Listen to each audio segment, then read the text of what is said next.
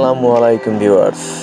R15 V3 Indonesian পিছনের suspension খুবই খারাপ হয়ে গেছে, তাই এখন আমি বাইকের সাসপেনশনটি পরিবর্তন করব।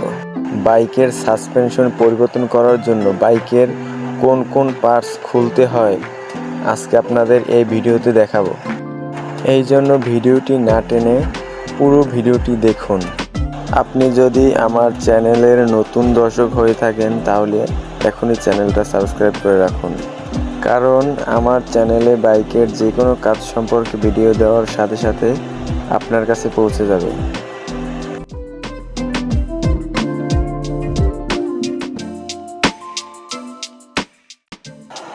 আপনার বাইকের সাসপেনশন খারাপ হয়েছে কিভাবে বুঝবেন?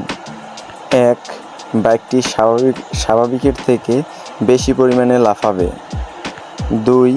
বাইকটি হালকা উঁচুঠালায় পড়লে চেইনে অসম্ভব পরিমাণের সাউন্ড দিবে। 3. বাইকটি ওভার স্পিডে চালালে বাইকটি ব্যালেন্স করতে খুবই কষ্ট হবে। 4. বাইকটির সাসপেনশন থেকে অয়েল লিক করবে। এখন আমরা জানব সাসপেনশন নষ্ট হওয়ার কিছু কারণ।